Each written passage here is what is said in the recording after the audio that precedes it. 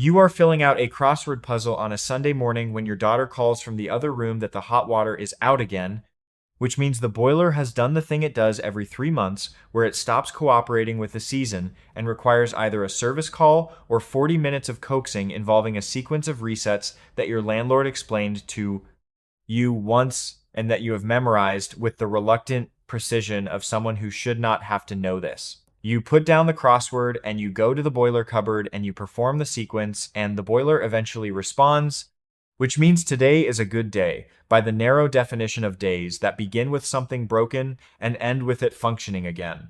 Your daughter shouts thanks from the bathroom. You go back to the crossword. The clue you were on is a 7-letter word for endurance, which you sit with for a moment before writing in patience, which fits, which may or may not be correct. You have been a station operative for the transit authority for 3 years, which is not the same as being a train driver, but which exists in the same building, the same organizational ecosystem, and which pays, after 3 years, $26,000 a year, which is a salary that made sense before your wife left, and took with it the second income that the mortgage calculation was built around. She did not leave dramatically. She left in the way of someone who has been leaving incrementally over 2 years, and who one day simply completed the process, and the mortgage, which was designed for 2 salaries, is now the financial problem you live inside daily. The way you live inside a room that is slightly too small functional, but constantly aware of its own dimensions. Your daughter is 11. She lives with you full time. The mortgage is $1,060 a month. Your salary, after tax and national insurance and pension contribution, comes to approximately $1,700. The gap between those numbers is not theoretical. The train driver vacancy appears on the internal recruitment board on a Monday in February, and you see it because you walk past the board on your way to your station position every morning, and have trained yourself to note changes the way security personnel note anomalies, not because every change is significant, but because any change might be. Train operator, advertised internally first. Salary range, $31,000 to $38,000 on completion of training and assessment. Training paid, internal applicants given preference. Applications close in 3 weeks. You stand in front of this notice for long enough that a colleague asks if you're all right, and you say, fine, just reading, and you take a photograph of the notice with your phone, and you walk to your station, and you open the ticket barriers for the morning rush, and you think about the number 31,000 for the next 4 hours with the sustained attention you normally reserve for things more immediately pressing. You apply before the week is out. The process is thorough in the way of processes that are selecting for something specific, not just competence, but a particular kind of psychological profile, because train driving is a job with a very particular set of requirements that go beyond the operational. You do aptitude tests. You do a simulation assessment that measures your response to signal changes and emergency conditions on a screen that is not yet a cab, but that the assessors treat as if it were. You pass each stage with enough margin to suggest you are suited for the work, which you find faintly surprising and also not surprising, because you have been working in the underground for 3 years and have absorbed its rhythms and its requirements in the way that proximity to something teaches you without formal instruction. The training offer comes 6 weeks after your application. The training is 14 weeks. You will operate on the main line after certification. You sign the forms. You call your mother and tell her. She says, that's wonderful. And you say, it's more money. And she says, even more wonderful. And you say, yes. The 14 weeks of training exist in a category between education and military conditioning. You learn the route section by section, which means walking it, riding it, studying it in diagrammatic form, and then being tested on it with a specificity that assumes you will eventually need to locate any signal, any crossover point, any emergency call station, in the dark, under pressure, without reference material. You learn the cab systems, which are less complicated than civilian imagination typically constructs them, and more consequential than that simplicity suggests. A train moving at speed through a tunnel is a system in which small errors propagate faster than correction is possible, and the training makes this clear without drama. Through repetition and the incremental raising of the stakes of simulated scenarios, you learn the rules, which are vast and which exist in a hierarchy of authority operating procedures, then signaling regulations, Then emergency instructions, and which you are expected to internalize, not as a reference system, but as a language. Because in the moment of an incident, the book is not available and the training is. You learn what to do when signals fail, when power drops, when a passenger activates an emergency handle, when the cab door indicator shows a fault, when the radio produces static where a response should be, when the conditions outside the cab and the conditions the rules describe do not agree with each other and you are the person who has to decide what happens next. You qualify on a Friday and you start your first solo run the following Monday, which is the transit authority's way of saying, we trust the training and you should too, and you do, in the operational sense, meaning you trust your ability to execute the procedures correctly. What the training did not fully prepare you for, and what no training can fully prepare you for, is the specific quality of being alone in the cab. You have been in the cab during training, always with a trainer behind you or beside you, always with the implicit safety net of another professional presence who could intervene if necessary. On your first solo run, that presence is gone, and the cab is 7 feet by 5, and the tunnel is in front of you, and the train is behind you. 8 carriages and however many passengers. 200, 300 people who do not know your name and have no awareness of the fact that this is your first run alone and who need to arrive at the next station on schedule, and you release the brake, and you apply the power, and you go. The line you are assigned to is one of the older underground sections, which in practice means the infrastructure has personality in the way that old things have personality. The track joints that produce a specific rhythm at speed, the station platforms with their varying lengths that require exact stopping positions, or the rear doors will open onto a wall, the signal timings that are generous in some sections and precise to the second in others. You learn all of this through the first month of solo running in the way the training said you would, through repetition on the actual route, the living version of the diagrammatic one, and your stopping accuracy improves measurably from the first week to the fourth, from within 60 centimeters to within 20, which is the standard which you reach and maintain. This improvement is tracked by the system through the cab's data recorder and appears in your monthly operating report, which your driving manager reviews in what is called a performance interview, and which is, in practice, a 15-minute meeting where a manager reads numbers at you and you discuss them, and the meeting is used as either a correction or a confirmation depending on what the numbers say. Your numbers, after the first month, are confirmatory. The driving manager is a man named Raymond who has been in the role for 9 years, which means he drove for a long time before moving to management, which means he knows what the job actually is from the inside rather than from the outside looking at numbers. And this makes him a particular kind of manager, not easy, exactly, but legitimate, because when he says something about your operating, he says it from within the experience of having done it rather than from the position of having administered it. He tells you in your second monthly meeting that your platform stopping is good, but that your section time on the northbound between 2 particular stations is running a few seconds slow, which is marginal, but which will compound across the day if you're on a busy diagram. He shows you on the timing chart where the adjustment should happen. He does not tell you how to make the adjustment because he trusts that you know what the section is and how the train behaves in it, and the trust itself is useful information. You make the adjustment. The next month's times are within tolerance. The salary at the trained rate is 31.5 in the first year, rising on a scale to 33 and then 35 by year 3. 31.5 after deductions is about $2,100 a month, which is $1,000 more than your station operative pay. And the mortgage becomes possible in a way that it was only theoretically possible before possible with margin, not comfortable margin, but margin that is not purely notional. You pay the mortgage.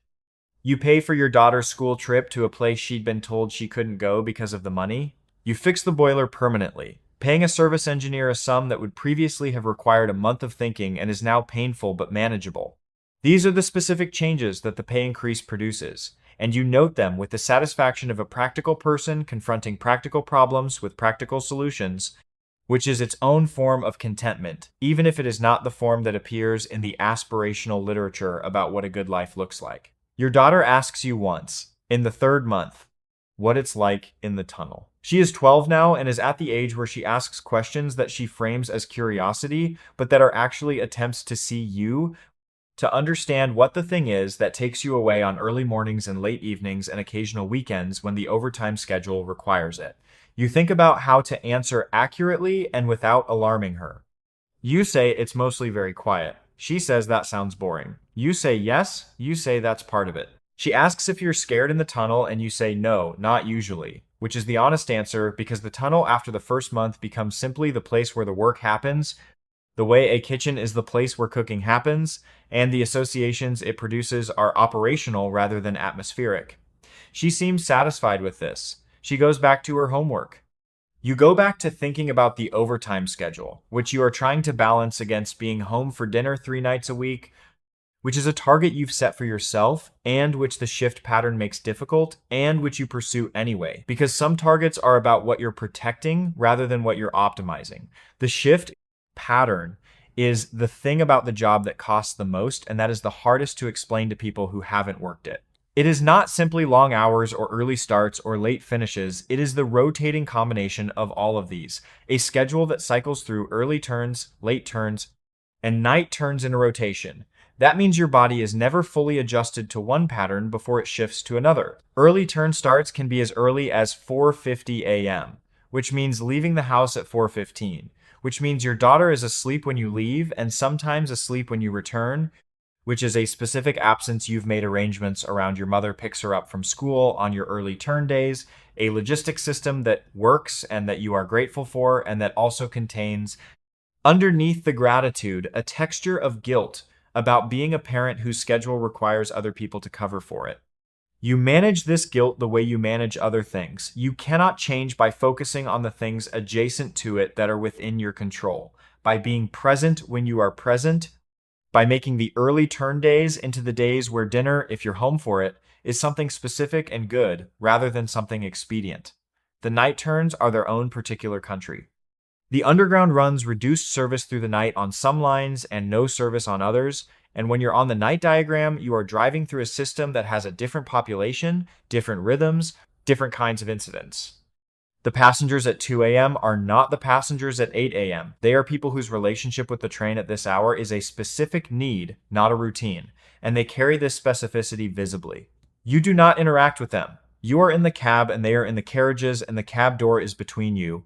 But you are aware of them through the platform cameras on your monitor and through the incidents that the night shift produces at a higher rate than the day. Passenger alarms. People who fall asleep and miss their stop and then activate the alarm in confusion or irritation.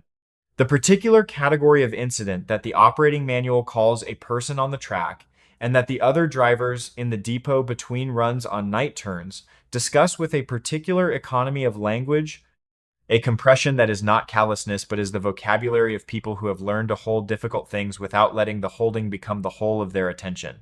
You have one of these incidents in your 7th month. It is categorized afterward as a near miss, a person who stepped onto the track ahead of you at a station and who stepped back when the train's approach triggered a response, an instinct overriding whatever had preceded the stepping forward, and you follow the procedure exactly as you were trained to. Emergency brake application, radio to control, wait for instruction. Do not leave the cab. The train stops. Control clears the platform. You are asked if you are able to continue your run. You say yes. You continue your run. The debrief happens afterward with Raymond and a welfare officer, and you say the things that are accurate, that you are okay, that the procedure worked, that you applied it correctly, and the welfare officer gives you a number to call and says you don't have to feel okay about it to say you're okay about continuing, which is a distinction that is more useful than it sounds. You do call the number once a week later, when your daughter is in bed and you are sitting in the kitchen not sleeping, and the image from the platform monitor is more present than it usually is. The call helps in the way that talking to someone who understands the specific context helps, and you sleep better after it, and the image loses most of its vividness over the following weeks until it is one thing that happened among the things that have happened, held in the appropriate proportion to the rest. Raymond tells you, in the debrief, that how you handled the immediate response was correct in every particular, and that correct procedure in those moments is the thing you can control and have controlled, and that this is what the job requires of you. He does not say it is easy or that it won't stay with you for a while. He says the job has things in it that are hard and that you handle them by trusting the training and by using the support. He says these things in the flat register of a man who has said them before and who means them, and you receive them in the flat register of someone who has had enough difficulty in life to know the difference between platitude and plain truth, and this is plain truth. The depot has its own social world, which you enter slowly, the way you enter any professional community that has been established long before you arrived and that has no particular need of new members, but that admits them anyway through the slow accumulation of shared experience. The drivers who have been on the line for 5, 10, 15 years have a shorthand for everything, for specific sections of track, for particular signal behaviors, for types of incidents, for the characteristics of certain roster managers and certain rolling stock classes.